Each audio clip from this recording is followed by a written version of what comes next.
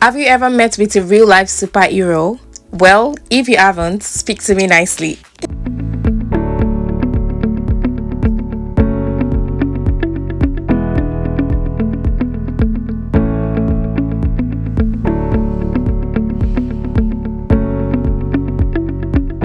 Hi guys, it's your girl Rhoda Oluwafemi yet again. I know I'm always in your faces almost every weekend. Well, you're welcome to my channel. I'm so happy to have you, and I hope you guys enjoy today's episode.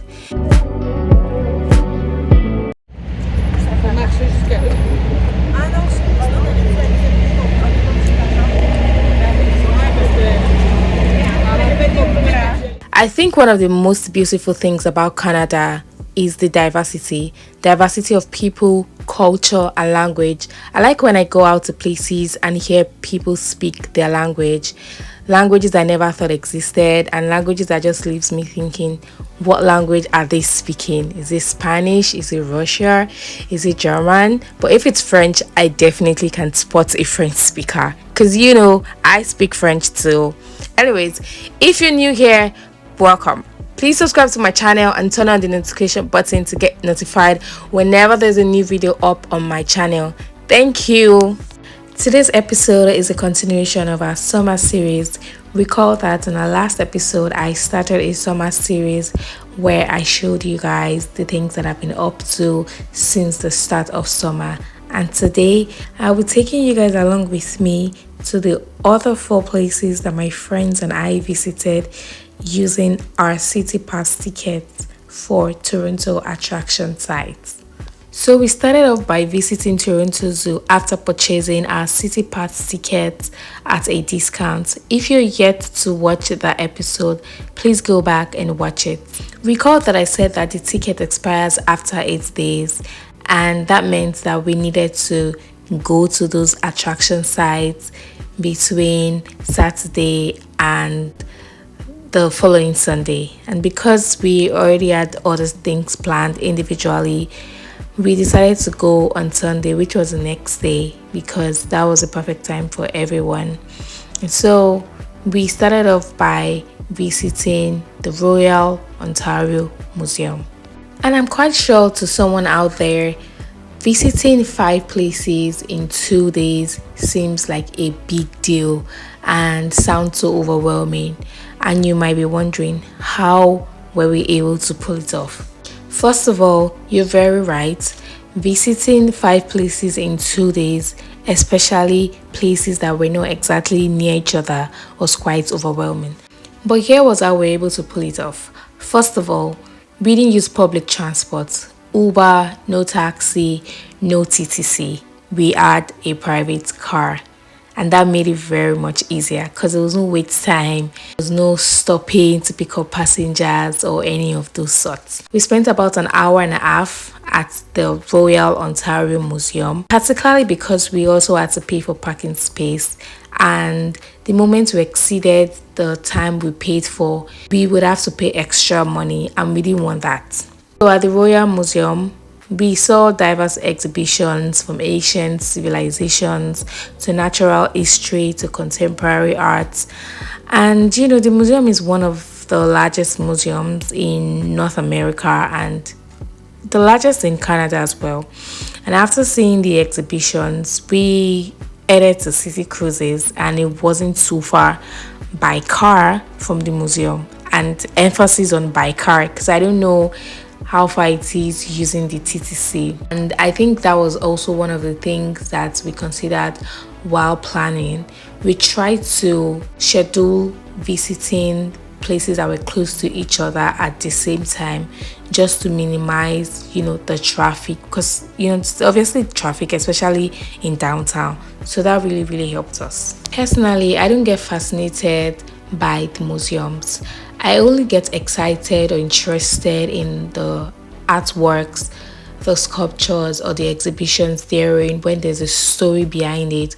And I think that was what made this enjoyable for me, because there were descriptions, there was storytelling behind most of the artworks. I also like that I was familiar with some of the artworks because they had many African contemporary exhibitions in there, and that really excited me. So when we were done at the Ontario Museum, we headed straight to the City Cruises Toronto, and we actually had to be on time because we had booked a time slot, and we got there right on time. Like, we were the last set of people on the queue.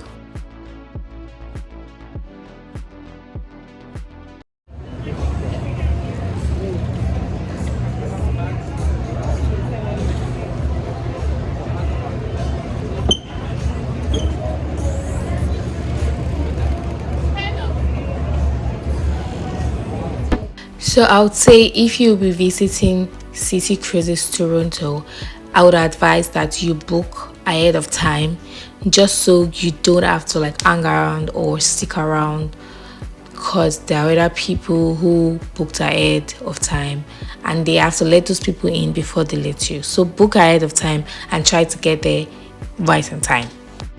Anyways, we got on the boat cruise and everyone was already seated downstairs and upstairs. My friend stayed downstairs, but I went upstairs because I trusted that the views upstairs would be better. And I was right. I got upstairs, I had nowhere to sit because all the chairs were already occupied, obviously. But shortly after, a kind person offered me a seat he had reserved for someone who I never saw show up. Anyways, the cruise started and it was basically just moving on the water, and an MC, or would I say a guide, was showing us around and explaining the structures around, just like storytelling behind the structures around the water. And if I'm being honest, there is nothing much other than being on the water and having a feel of the water, the calm breeze, whilst at seeing some parts of Toronto. That's it. It was quite underwhelming. Anyways, after then, we visited the almighty CN Tower.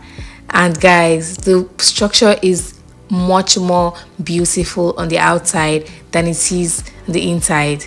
I don't know if it's the same for everyone, but I expected so much more from CN Tower. But when I got in, it was just so underwhelming. I was like, okay, so this is it.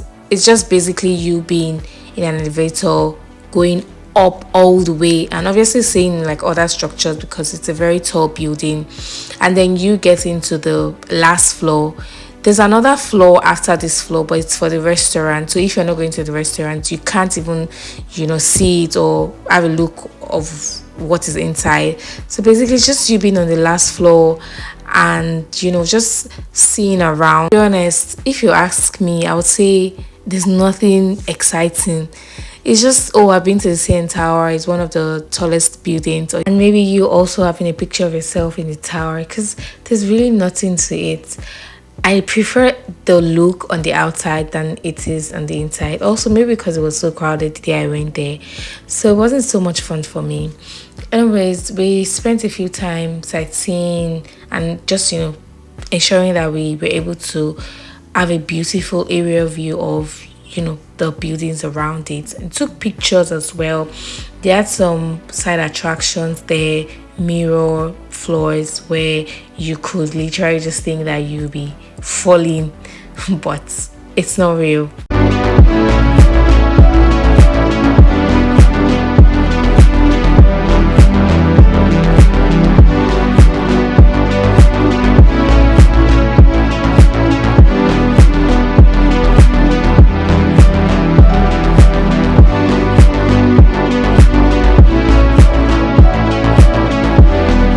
That's about it actually for CN Tower.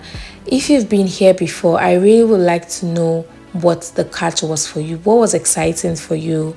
Was it so overwhelming?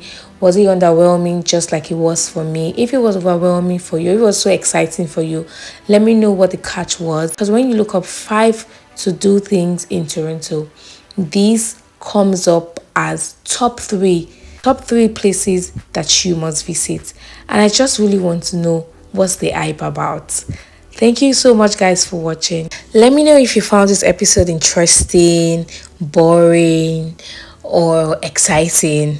Just let me know what you think about it. Okay, thank you, and I'll see you next week on more vlogs for summer series.